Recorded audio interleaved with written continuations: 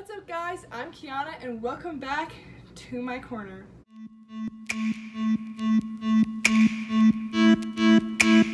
So today I'm going to be doing yet another tag. I don't know if you've noticed yet, but I love doing tags because I love answering questions. I don't have enough... My dog just came in and just peed on my floor. I don't have enough subscribers yet or enough viewers to actually have a real Q&A, so I love doing Q&A stuff and letting people get to know me better. So today I'm going to be doing 100 random questions about me. I am not answering all 100, so do not worry. Only the questions I feel like are the most interesting or the ones that I actually want to answer. I'm a little afraid to title this video 100 random questions about 100 random questions because people are going to think that I'm actually answering 100, but I'm not. So let's get into this. Ow, I hit myself in the face. Number one is, what celebrity would you rate as a perfect 10? I don't think anybody is perfect, but one of my favorite celebrities in the whole world is Demi Lovato, just because she uses her platform for what I think all celebrities who have a big platform should use, and she uses it for awareness for things she struggles with, and she's super open about all of her problems, or at least most of them, and is a very relatable person. And on top of that, she is very talented with her singing. She's done acting, so she's one of my favorite celebrities. So I wouldn't give her a 10 out of 10 or a perfect 10 just because nobody's perfect. So, but she's close to it, I guess. What fictional character would be the most boring to meet in real life? A fictional character that would be the most boring to meet in real life is probably Eeyore, just because he's always sad and mopey, and he'd probably be really boring to meet. If you had to change your name, what would your new name be, and why would you choose that name? I don't really want to change my first name because it's unique and it's different, and I get a lot of compliments on my first name. But my middle name is Bridges, and I hate that that's my middle name. And I actually used to tell people that my middle name was Bridget, and because some people think that my middle name is another last name, because some people have two last names. So people thought my name was Kiana Bridges Huff. They thought I had two last names, Bridges and Huff, because Bridges is a last name, but that's actually my middle name. And fun fact about that, my sister was 4 years old when I was born. My mom let her choose my middle name, and my parents kept Bridges when she said it, so that's awesome. So that is my middle name, and I would probably change it to like Renee or Nicole, something basic, just because one of my old friends, she's my ex-friend now, she used to call me Kiana Renee, and I actually think that kind of goes together, so maybe I would change it to that. I don't know. What are some things that sound like compliments but are actually insults? So I think when people say you lost weight or have you been working out, things like that are kind of like compliments, but they're also kind of like insults. Or like when people come up to you and say, you look really good today. It's like, oh, so I looked bad all those other days? So those are sometimes like supposed to come across as compliments, but they kind of sometimes seem a little bit like insults to me. Comment down below if you agree. Okay, the next one is, what's a body part that you wouldn't mind losing? A body part I wouldn't mind losing? I don't know. I would say my nose, because I hate my nose, but I kind of need that to smell. A body part I wouldn't mind losing. I really don't know, because I'm pretty happy with my body. Like, of course I have insecurities about my body, but maybe just any fat that I have on my body, I don't know. I think I need all my body parts. Maybe I wouldn't mind losing my appendix or something that I could live without. But I would like to have all of my limbs. What's your biggest screw up in the kitchen? Everything. I suck at cooking.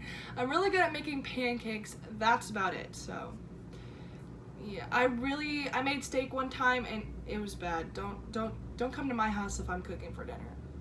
I'm really good at making breakfast, not dinner. What is something you've always wanted to try but have been too scared to? Something I've always wanted to try is like snowboarding or like skiing, or I guess you could say like skiing, but I just feel like the skis on your feet, once you get going, it's gonna be hard to stop, and they're like on your feet, you feel constricted.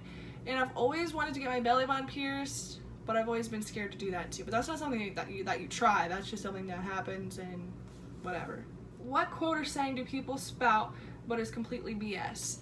I hate when people say the customer is always right, because that is not always the truth, and I honestly hate that saying, because it's just complete BS.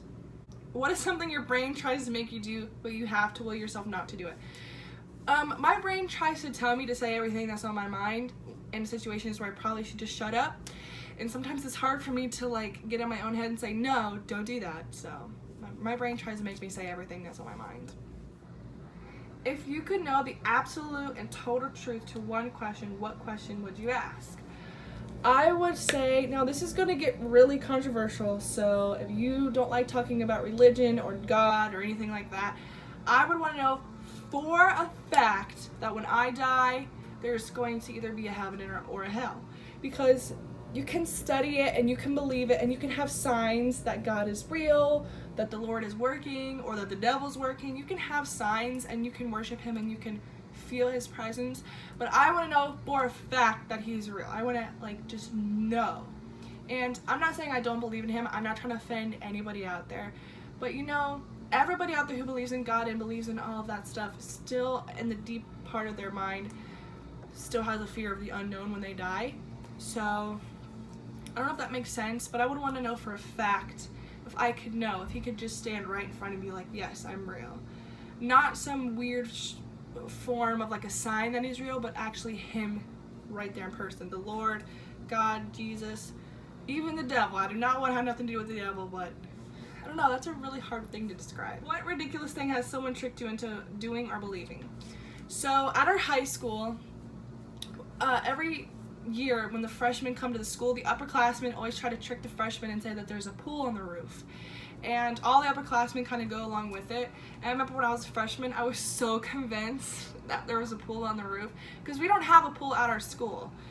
I don't even know where our swim team even swims at, but we had a swim team, but we didn't have a pool at this school. But the upperclassmen always told the freshmen coming to the building that there was a pool on the roof, and we'd always walk down the hall saying like, what door leads to the pool? Like, I was convinced until at least my sophomore year. If you were given 1 minute ad slot during the Super Bowl that you couldn't sell, what would you fill it with?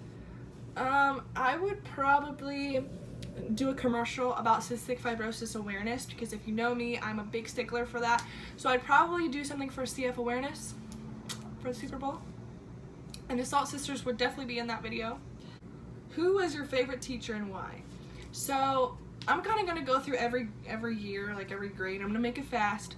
My favorite teacher in elementary school, like out of all my years in elementary, was a teacher named Miss Shelton, because she was the sweetest lady and she was a really good teacher, and I loved her. I also loved one of my teachers in elementary school. Her name was Miss Saylor. I really loved her too. And a teacher named Miss Latimer, because she was a family friend of ours. She was really cool too. I had a lot of favorites in elementary. In middle school, one of my favorite teachers was Mr. Claus. Yeah, Mr. Claus. He was my 8th grade history teacher. He was one of my favorites. He was really cool. And Miss Thompson was my science teacher. She was really cool. And then my freshman year, my favorite teacher was Mr. Snyder. He was a history teacher. And my science teacher, Mr. Mr. Jabara.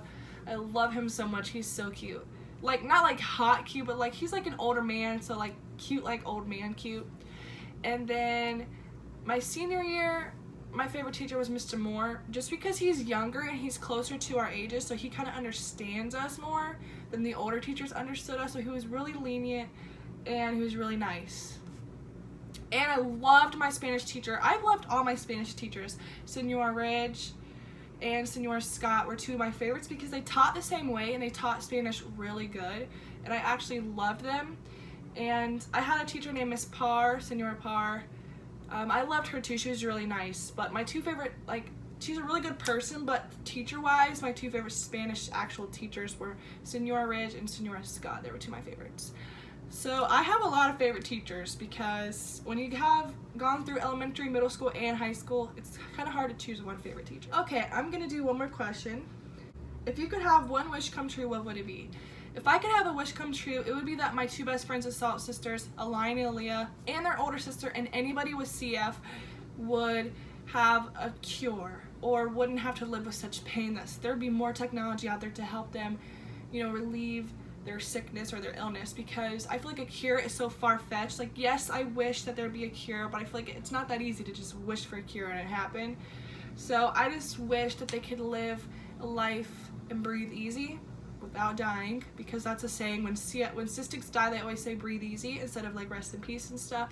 But I want them to breathe easy while they're alive and not wait till they're dead. So, and I have a feeling inside of me that the Salt Sisters, I don't know, I just have a feeling that they're gonna live for a very long time. That would be the wish that I would want to come true.